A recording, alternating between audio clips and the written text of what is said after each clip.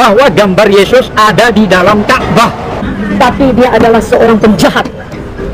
Tak tahu adat, kurang ajar, biadab, kau sakur. Kau bukan buaya, tapi kau buaya, sakur. Kau bukan buaya, tapi buaya. Siapa kau? Apa kau orang Islam? Kalau orang Islam tidak seperti itu sih ceramahnya. Berarti dia tahu sejarah Islam. Ini salah besar Polri mengundang dia. Dan kalau ini Menteri Agama juga maksudnya apa mengasihi dia sebagai buaya? Pecah belah bangsa. Pecah belah bangsa. Agama orang dihina. Saya tidak percaya dia Islam. Dia adalah bajingan sebagai buaya, padahal buaya. Saya tantang kau. Saya tantang kau. Kami TPUA siap melakukan gugatan di mana saja kau berada. Tapi mungkin ada satu lagi, kau bukan orang waras. Kalau orang waras tidak begini. Atau kau bukan orang Islam, kau bajingan yang berkedok Ustaz. Saya tidak sepakat memanggil buya. Jijik saya mendengar kau panggil buya. Jijik sekali kalau kau dipanggil orang buya atau kiai.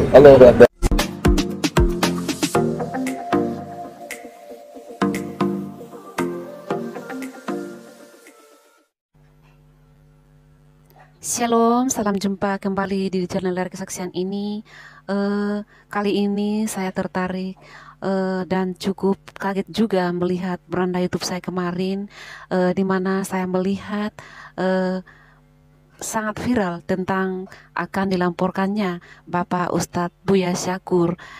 Di dalam video itu ada sekumpulan orang-orang yang sedang membuat strategi serta membacakan beberapa tuduhan kepada Kiai Buya Syakur. Sangat prihatin dan ikut prihatin tentang apa yang akan dilimpahkan kepada Pak Buya Syakur. Tetapi mari kita berdoa yang terbaik kepada beliau. Tuhan menyertai dan menguatkan beliau untuk menghadapi semuanya ini. Saya cukup kaget juga melihat sampai terlontar kata-kata yang sangat tidak pantas dari beberapa orang di dalam video itu. Sangat-sangat tidak pantas, dan itu merupakan suatu kekerasan verbal juga kalau kita lihat. Tetapi semoga Pak Buya Syakur menyikapinya dengan tetap sejuk serta tidak perlu takut. Mari kita mendoakan Pak Buya Syakur, semoga semuanya boleh dihadapi dengan baik dan tetap menyejukkan hati bagi kita semua. Bahwa Sayyidah Khatijah radhiyallahu pengikut Nasrani dengan bukti tidak mau dimadu, artinya anti poligami katanya, dan berkonsultasi ke pendeta Nasrani namanya Malukut bin Naufal. Yang ke-8, luar biasa ini luar biasa, bahwa Sayyidina Umar radhiyallahu seperti Hitler dan Nazi yang mengusir habis Yahudi. Luar biasa di kiai ini. Yang ke-9, bahwa Nabi Muhammad SAW tidak membawa agama baru, tapi membawa sekte baru Nasrani dari agama Nasrani. Waduh, ini bahaya ini. Yang ke-10, bahwa agama memang berbeda katanya, tidak sama katanya, tapi agama mana yang masuk surga itu urusan Allah Subhanahu wa Ta'ala. Ya, kalau soal itu memang semua urusan yang di atas, bukan urusan kita, bukan urusan siapapun untuk menghakimi sesama kita, tetapi satu-satunya adalah urusan Tuhan Allah, Tuhan yang Maha Kuasa. Lanjut. Hadisnya Allah lah, kira-kira begitu. Sehingga umat Islam tidak boleh mengklaim surga. Untuk mengklaim bahwa agama kita lah yang paling baik, yang paling sempurna, yang akan masuk surga, itu boleh-boleh saja sesuai dengan apa yang kita yakini. Itu tidak ada larangan yang sebenarnya. Tetapi yang menjadi larangan itu ketika kita merasa paling sempurna, merasa paling benar atas kepercayaan kita, lalu kita mengintimidasi kaum-kaum minoritas. Terlebih marak selama ini pelarangan ibadah, penutupan tempat-tempat ibadah bagi umat-umat Kristiani atau umat lainnya. Itu kita tidak bisa mengklaim surga kalau sikapnya atau perilakunya seperti itu. Kalau saya secara pribadi. Lanjut. Luar biasa ente Kiai. Yang ke-11, bahwa Islam, Yahudi maupun Nasrani asal beramal soleh masuk surga. Sehingga tidak usah ada agama yang mengklaim surga, katanya ini. Ya iyalah Pak, sangat lucu kalau dengan perkataan atas nama Allah, Allahu Akbar, lalu kita sambil kita menutup agama tempat ibadah orang lain, katakanlah umat Kristen, apakah itu bisa diklaim kita akan masuk surga dengan perbuatan seperti itu? Seperti itu sangat aneh dan cukup aneh bagi saya. Bukan hanya satu dua orang yang tahu, saya rasa semua orang sudah tahu di media sosial, tidak pernah tersembunyikan lagi. Lalu kita merasa agama kita yang paling benar. Boleh-boleh saja, tetapi tunjukkanlah perilakumu bahwa kamu memang pantas dikatakan agama yang paling sempurna. Lanjut. Yang ke-12, bahwa makna kafir adalah gelap mata, hasut, bakil, takabur, tidak bersyukur, dan lain-lain.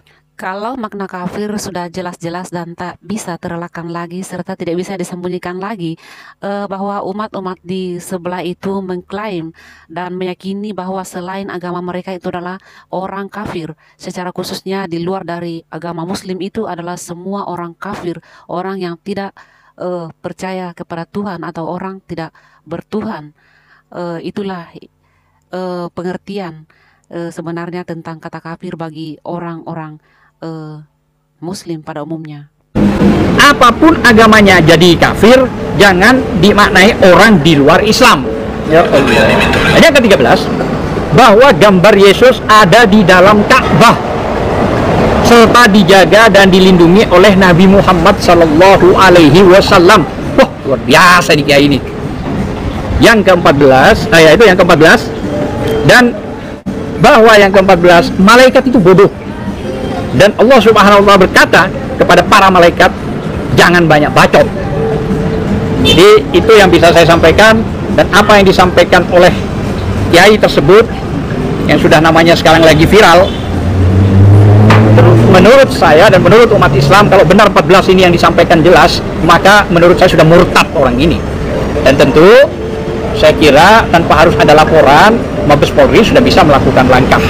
Jadi ini bukan cuma pada pasal 156A saja, tapi ini juga sudah mengandung kebencian. Saya sangat lucu sekali mendengar kata unsur kebencian.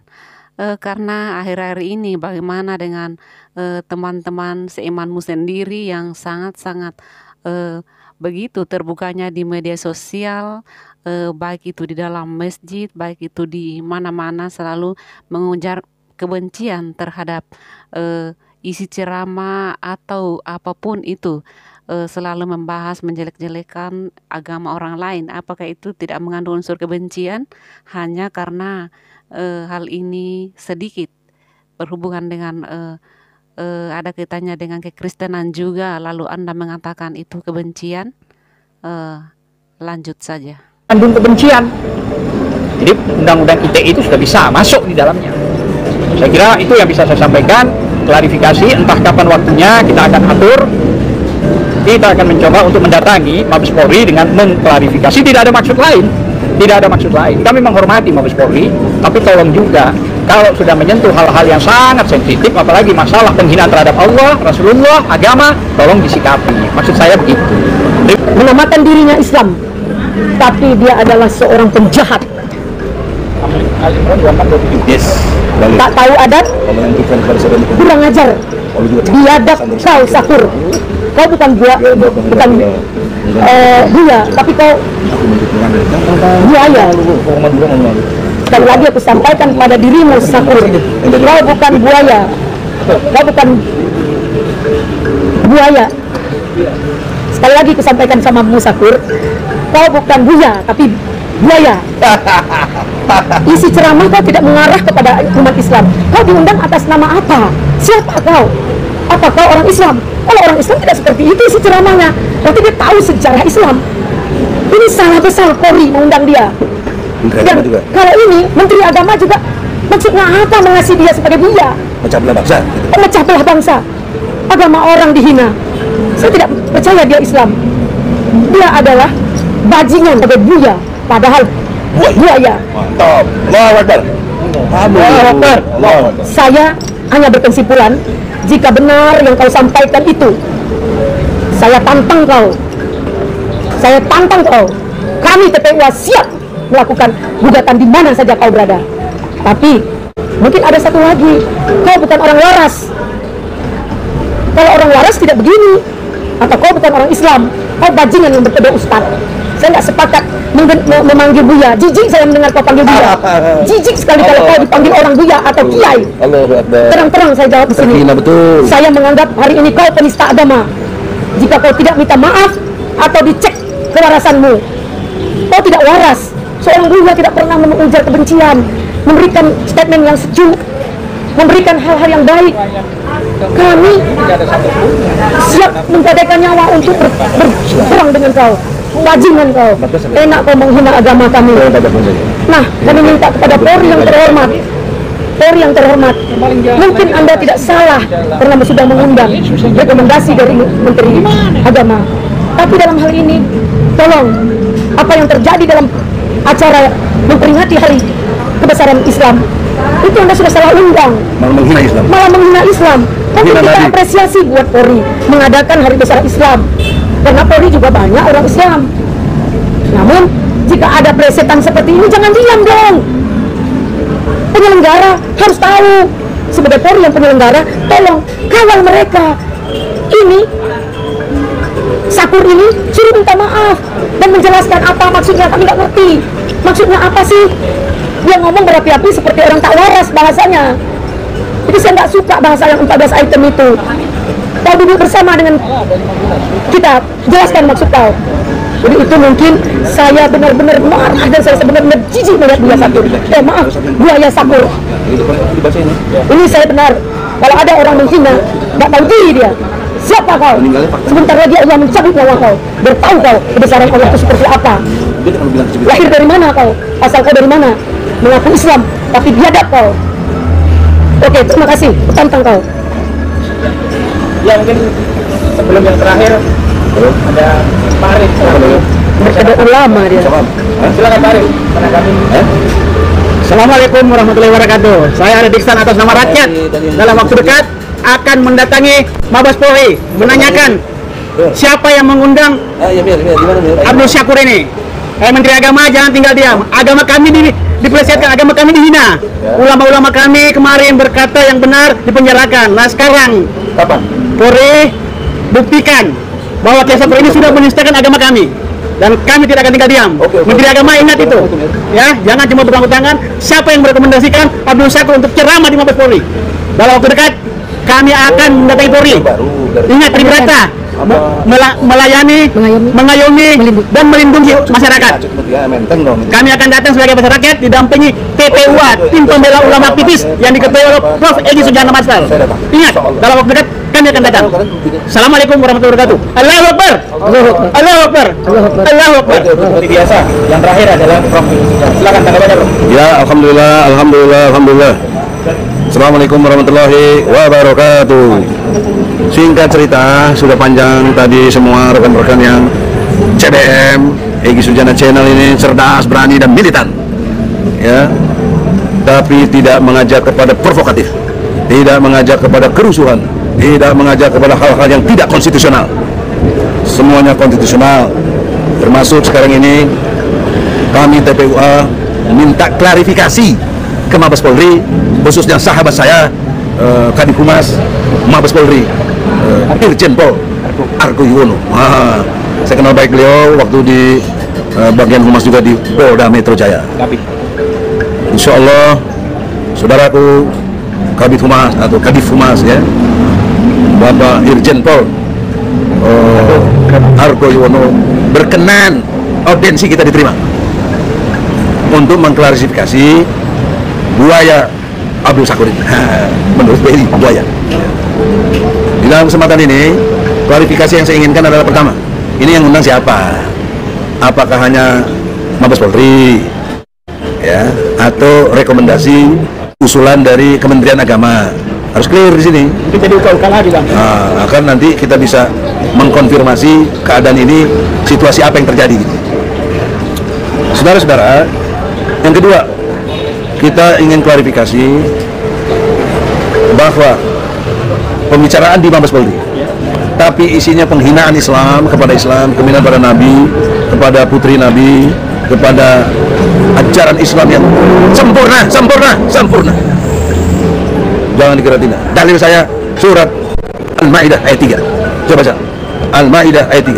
Baca tengahnya saja, panjang ayat itu, menunjukkan kesempurnaan Al-Quran. Terbilang Al-Quran tidak pernah, Islam tidak pernah sempurna sampai kapanpun. Kurang ajar, ya. Apa? Ya, artinya Al-Maidah ayat 3, diharamkan bagimu. nah, itu tengahnya bahwa Islam itu ajaran yang sempurna. Pada hari ini Nah, ada situ, itu intinya kayak begitu sih.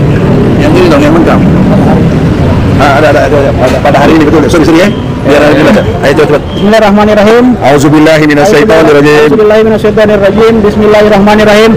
Pada hari ini orang-orang kafir telah putus asa untuk mengalahkan agamamu. Sebab itu janganlah kamu takut kepada mereka, tetapi takutlah kepadaku. Top. Pada hari ini telah aku sempurnakan agamamu untukmu, dan telah aku cukupkan nikmatku bagimu, dan telah aku ridai Islam sebagai agamamu. Tetapi barang siapa terpaksa karena lapar, bukan karena ingin berbuat dosa, maka sungguh Allah Maha Pengampun, Maha Penyayang. Jadi Islam itu sempurna nggak? Sempurna, 100% sempurna. Al-Quran, coba buka lagi, buka. Surat 6, Al-An'am. Saya bukan ulama, saya bukan ustaz. Saya mengerti Al-Islam dan Al-Quran. Ayat 114, 115. Nah, yang saya ajarin untuk kemarin bukan cek. Nah, baca artinya aja. Auzubillahi minasyaitonirrajim. Bismillahirrahmanirrahim. 114 Al-An'am. Pantaskah aku mencari hakim selain Allah, padahal dialah yang menurunkan kitab Al-Quran kepadamu secara rinci. Orang-orang yang telah kami beri kitab mengetahui benar bahwa Al-Quran itu diturunkan dari Tuhanmu dengan benar. Rinci, benar. Terus? Maka janganlah kamu termasuk orang-orang yang ragu. Jangan ragu. Terus? Dan telah sempurna firman Tuhanmu. Telah sempurna. Ulangi lagi itu. Dan telah sempurna firman Tuhanmu, Al-Quran, dengan benar dan adil. Tidak ada yang dapat mengubah firman-Nya, dan Dia Maha mendengar, Maha mengetahui. Bayangkan itu, buaya Syakur, kamu itu menghina Allah, menghina ajaran Islam, menghina Al-Quran, merendahkan Allah. Al-Quran itu wahyu Allah yang rinci, benar, jangan ragu-ragu, dan sempurna. Luar biasa Al-Quran itu. Nggak ada orang ngerti ayat-ayat ini. Majelis ulamanya nggak pernah kasih tahu ini. Malah keluarlah statement, semua agama sama, semua agama baik, semua agama sama, semua agama baik. Oleh karena itu, dalam kesempatan ini, buaya Syakur, kau telah menghina Islam. Kau mesti kena pasal 156A KUHP. Ahok aja cuma 1 ayat, itu pun bisa debatable, tapi ujungnya di penjara dia, narapidana. Tapi anehnya di sini udah narapidana sekarang jadi komisaris utama Pertamina. Kita cari kerja mesti bikin apa? SKCK. PCR lagi. Divaksin lagi. Si Ahok enak aja, udah menghina agama, udah di penjara, udah jelas narapidana. Lewat pembuktian pakai gelar perkara, lewat persidangan, di penjara. Keluar jadi komisaris utama Pertamina, gajinya 3 miliar konon ya. Bukan luar biasa di luar. Nah, oleh karena itu di dalam kesempatan ini, dalam podcast Egy Sujana Master Channel Cerdas, Berani, dan Militan, saya kecam keras ya. Mari kita dulu ilmu.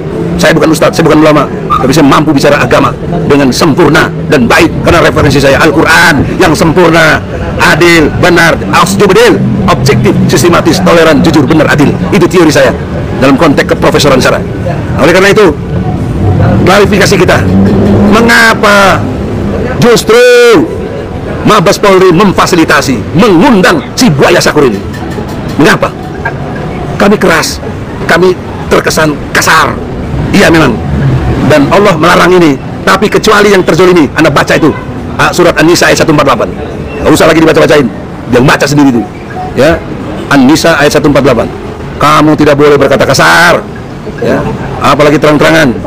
Tapi Allah kasih exception, kecuali orang yang dizolimi. Saya umat Islam yang mencintai Allah dan Rasulnya, mencintai Al-Quran, mencintai ajaran Islam, terzolimi, dihina oleh si buaya Syakur ini. Saya protes keras kepada Mabes Polri, mengapa difasilitasi ini? Kenapa tidak ditahan? Karena telah jelas-jelas menghina Islam, menghina Nabi Muhammad, berondong katanya Nabi Muhammad, kurang ajar ya. Kemudian juga ajaran Islam tidak sempurna. Lu apa lu? Lu apa?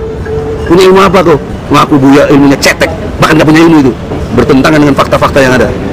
Nah, oleh karena itu, dalam kesempatan ini, klarifikasi saya kepada Mabes Polri, tolong jawab, kenapa ngundang dia? Apa yang mau ini kan, mau memecah belah bangsa, mau lakukan satu kerusakan, mau ada rakyat ini bunuh-bunuhan, ya? Kau pikir dengan ngundang si Buaya Sakur ini jauh lebih sempurna, kau menghina Islam? Bang, boleh untuk Ya, apa itu? kita tahu Kapolri non Muslim ya Bang, tapi dengan hal ini kita apresiasi loh pada Kapolri mengadakan acara besar Islam. Namun kok tidak bersikap ketika ada penghinaan terhadap agama kita Bang. Dan dalam hal ini kita minta pada Kapolri untuk benar-benar lah jangan separuh hati dalam menyikapi. Ini sudah biadab, penghinaan ini sudah biadab. Jadi kita tidak mengakui dia buaya lagi gitu. Buaya. Nah ini Mabes Polri dan Kapolri yang non Muslim selama ini perbuatannya cukup apresiasi buat agama kita Bang. Oke. Nah untuk ini buktikan pada Mabes Polri atau Kapolri ini berlaku adil dengan Buaya Sakur ini. Kami meminta kepada Kapolri untuk berlaku adil tentang penista agama kepada Buaya Sakur. Terima kasih Bang, interupsi saya. Itu diinterupsi, walaupun saya ketua umum ya, etika interupsi memang harus dikasih. Itu ada dalam pembicaraan. Nah, lebih jauh dari itu, saya bangga dengan Kapolri Jenderal Sigit. Saya senang dengan Anda. Walaupun kita berbeda agama, Anda sahabat saya. Saya diakui sahabat Anda. Kenapa? Karena Anda bicara, siapa yang berani mengkritik pedas, dialah sahabatku. Nah, aku kritik pedas ini. Kau harus anggap aku sahabat. Jangan kau tidak konsisten. Ya. Maka saya appreciate, bahkan di salah satu pidatonya, kalau ada polisi yang nggak benar, dicopot kepalanya, bukan jabatannya, kepalanya coba. Wah Allah, ini jelas-jelas diundangnya sama Mabes Polri. Tidak bisa Anda menghindar. Anda Kapolri, Anda kepala di situ, kepala polisi Republik Indonesia. Anda bertanggung jawab. Kenapa sih Buya Sakur ini diundang? Mesti dipanggil, diklarifikasikan. Minggu depan saya mau datang ke Mabes Polri. Jangan ditolak, jangan nggak ada di tempat. Alasan kemana. Saya minta klarifikasi. Saya tentu tahu diri, saya susah menemui Anda. Saya akan ketemu Kadip Humas. Jangan Kadip Humas juga harus melayani, melindungi, mengayomi rakyat. Tidak melayani kita, tidak melindungi kita, tidak mengayomi kita, rakyat Indonesia yang mayoritas agama Islam. Saya harus bicara gitu, karena biar tahu diri, pakai konsep lah tahu diri. Kalian itu minoritas, jangan memerintah-merintah, memelintir-melintir kami yang mayoritas. Kalau Anda mengerti prinsip demokrasi, N+1, N-nya berapa? 75. Nah, terbesarnya berapa dari 75? 50. Lebih besar dari 25. Berarti itu menang demokrasi. Karena memang demokrasi ukuran kebenarannya nominal, jumlah. Nah, jumlah kita 85%. Bolehlah dikurangin jadi 80%. Tapi kita tetap mayoritas. Kenapa kalian yang 20% ngatur-ngatur kita? Tidak logik, tidak demokrasi. Nah, oleh karena itulah Kapolri yang terhormat, sahabatku Jenderal Sigit Listio ya. Subhanallah, Anda orang yang saya banggakan. Walaupun dengan berbeda agama, saya berlaku toleran. Ya. Kenapa? Karena Anda benar, Anda berlaku jujur, Anda adil. Nah, buktikanlah keadilannya itu sekarang. Karena kami belum merasakan keadilan itu. Kenapa Anda diam saja, tidak segera berkomentar bahwa itu entah salah apa kayak bagaimana kayak. Sama dia punya jargon apa? Presisi. Apa itu presisi? Presisi apa? Nah, kita anggap yang udah pasti Undang-Undang Nomor 2 Tahun 2002 mengayomi, melindungi, melayani. Itu tribrata, besar tanggung jawabnya. Oleh karena itu, saya sangat menghormati Kapolri, menghormati institusi Mabes Polri, institusi Polda-Polda se-Indonesia. Sudi kiranya objektivitas diutamakan, cara berpikir yang sistematis diutamakan, dan toleranlah. Kalau kami benar, terimalah. Kalau kami salah, tegurlah. Tidak benar. Dan kemudian berlaku jujur, benar, dan adil. Jangan kayak KPK, berani jujur hebat. KPK sendiri tidak berani, tidak jujur. Aku akan menghukum mati dalam pengertian koruptor ketika pandemi COVID-19. Allah buktikan dalam sejarah, lahirlah Menteri Sosial Julian Batubara, korupsi lebih dari triliunan, itu banyak sekali. Maka dalam kesempatan ini, kenapa tidak dihukum mati? Kenapa cuma 11 tahun? Anda, Firly, dari polisi Anda dengan Firly, saya kenal Anda waktu Anda Wakapolda di Banten, sehingga saya Kapoldanya Pak Sigit. Nah, oleh karena itulah Saya sangat sama kalian polisi, karena kalian harus melindungi kami, rakyat. Jangan kami yang dulu dikriminalisasi, dipanggil-panggil, dan segala macam itu. Panggil itu si Buya Syakur. Ayo adu argumentasi, kita dialog. Nggak ada zamannya lagi suruh tangkap-tangkap atau apa. Oke, nggak ada. Dan ini juga bukan delik aduan. Harusnya polisi bergerak sendiri. Ya, nggak usah disuruh-suruh. Tapi kami melihat 2-3 hari ini tidak ada tindakan. Maka kami terpaksa melakukan konferensi pers ini dengan satu channel saya sajalah. Karena yang lain gak ada yang muat. Ya, untung Allah bikin kita ini. Ya.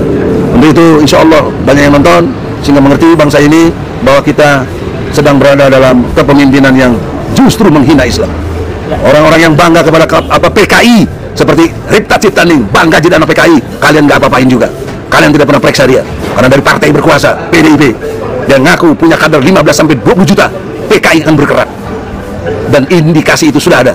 Lahirnya RUU HIP, haluan ideologi Pancasila, memotong seluruh isi Pancasila dengan satu ekasila, gotong royong. Padahal gotong royong tidak ada di Pancasila itu. Nah, inilah satu kesedihan yang mendalam. Kita hidup dalam ambigu, kita hidup dalam hipokrit, kita hidup dalam feodalisme, oligarki, dan transaksional. Tolong Kapolri dengan hormat, saya meminta sebagai Ketua Umum TPUA, berfungsilah Anda untuk memeriksa, memanggil, karena Anda yang mengundang dia. Terlepas Anda tidak mengundang secara teknis, tetapi itu hadir di Mabes Polri. Apa juga tuh Menteri Peranan Agama itu, perannya apa gitu maksudnya? Harus jelas, harus jelas. Umat Islam jangan diam saja. Ya, ingat, kejahatan tambah merajalela karena diamnya orang baik. Ya, orang baik ulah cicing baik ngomong berani. Sekali demikian, semoga Allah ridho. Allahu Akbar. Allahu Akbar. Allahu Akbar. Allahu Akbar. Walillahilham. Egy Sujana Channel, CBM, cerdas, berani, militan. Allahu Akbar. Assalamualaikum. Subscribe and share. Terima kasih. Assalamualaikum warahmatullahi wabarakatuh. Satu saja pesan saya kepada kita orang-orang percaya bahwa kita walaupun kita seringkali difitnah, dihina oleh tetangga kita tentang agama kekristenan, tetapi kita jangan pernah terpancing oleh apapun yang mereka perbuat, karena kita punya Tuhan Yesus, Tuhan yang sangat dahsyat, yang melakukan segala kehendaknya yang tidak kita ketahui dan di luar akal kita sebagai manusia biasa.